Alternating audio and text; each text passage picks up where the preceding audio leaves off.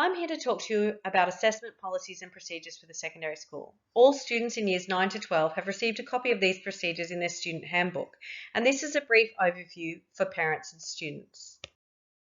Assessments are a key component of evaluating learning at EAC.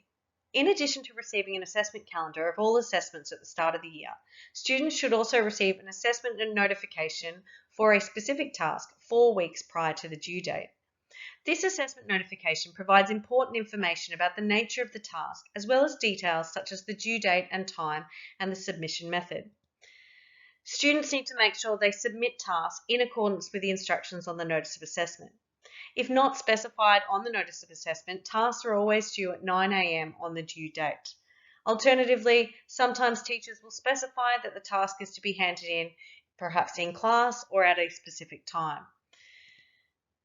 If students don't hand tasks in on time, we have to apply late penalties for late submission. So if students are between 0 and 24 hours late, they lose 5% of the total value of the task, 24 to 48 hours, 50%, and so on, increasing to 0 at 72 hours late. Note, even if they are 72 hours late, we still expect our students to complete the tasks to the best of their ability. However, the late penalties will mean that they won't get marks for the task at that point. That said, at times, students have a genuine reason to be absent from a task or to have submitted a task late. In these situations, we require students from Year 9 and above to apply for special consideration. In Year 7 and 8, students don't need to specifically apply. A note from home will suffice. So requests for special consideration must be submitted prior to the assessment task due date if the absence is known about in advance, perhaps for a scheduled medical appointment. However, for unexpected absence or misadventure, within 2 days of the student's return to school, they need to have submitted the special consideration form.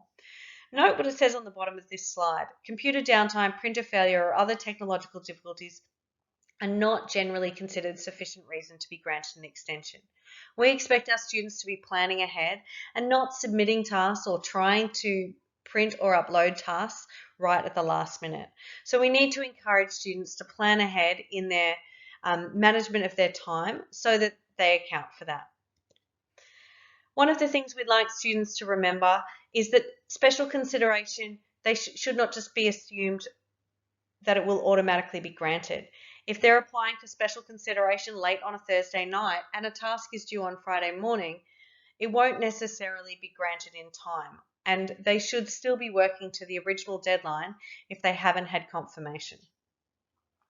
This table summarizes the differences in what we expect at the different levels of school. In the junior years of secondary school, in Year 7 and 8, we don't require students to fill out the special consideration form. Instead, a parent notified absence, i.e. the parent rang the school and let us know that they were sick, or a note from home is sufficient. However, as we move through the higher years of secondary school, our standards for evidence and requirements increase. And this is in order to prepare students for the requirements of Year 11 and 12.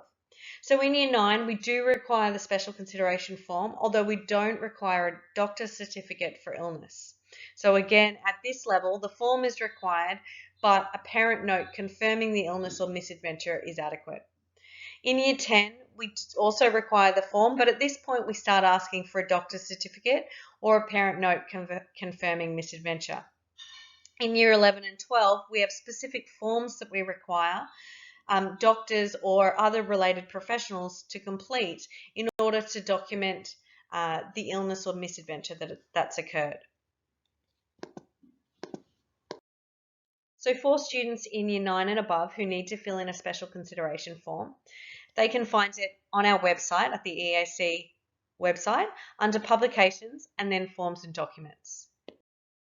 Then if they scroll down, you can find a section on curriculum documentation, and this is where the special consideration forms are. All applications for special considerations should use one of these two forms. One is for absences that only affect a single assessment task, and the other is when an extended absence has affected multiple assessment tasks. So both of those forms need to be completed and sent to the Director of Teaching and Learning or the relevant curriculum leader. Below the special consideration forms on the website, there are two additional forms, our Section B and Section C forms. These forms are required to provide additional evidence of illness or misadventure for our Stage 6 students only. These are to be completed by a professional authority such as a doctor or another relevant person for a misadventure. Our Year 9 and 10 students are not required to use these forms. Another area which is covered by our assessment policies is unfair advantage and malpractice. Obviously, when we set assessment tasks, we need to ensure that these are fair and equitable for all students. Therefore, we want to prevent any situation in which one student has an unfair advantage over others. Therefore, we need to make sure all students are aware of what is considered malpractice. Some examples of this include copying part or all of an assessment task from another student, or alternatively allowing another student to copy your assessment task. Getting direct assistance from a third party, such as a parent or tutor, to complete your task. Plagiarism and infringing copyright, i.e. copying part of a piece of work from another source without acknowledging the author or creator of that source. Misconduct in an examination, which includes accessing unauthorized materials such as notes or using unauthorized equipment, including phones and smartwatches during an examination. Using artificial intelligence to develop part or all of a task, or missing school the day before a task to prepare. The key idea is that all students produce work in their assessment task which represents their own knowledge and understanding, and all work obtained from someone else or another source needs to be credited appropriately. So we need to support our students in using practices such as referencing to show where they have obtained ideas from other sources. If we suspect a situation of unfair advantage has taken place, we will investigate the situation, and this could result in a student receiving reduced or 0 marks for a task. Particularly in Stage 6, this becomes an even more serious issue, which the school may need to report to NESA and can affect the student's HSC. If students fail to submit assessment tasks or meet other course requirements, the school may need to issue a warning to that student about non-completion of the course.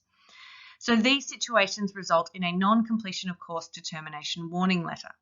In this letter, there will always be an action required, which, if addressed, the student can fix the problem that has caused the letter. For example, submitting the outstanding assessment task. If that action is not fixed by the due date, a second letter will be issued warning students again of a non-completion of course determination. Failing to address this would then result or may result in an end determination. An end determination means that the course doesn't appear on the student's ROSA or HSC, and if it's a preliminary course, they will not be able to progress to the HSC course for that subject.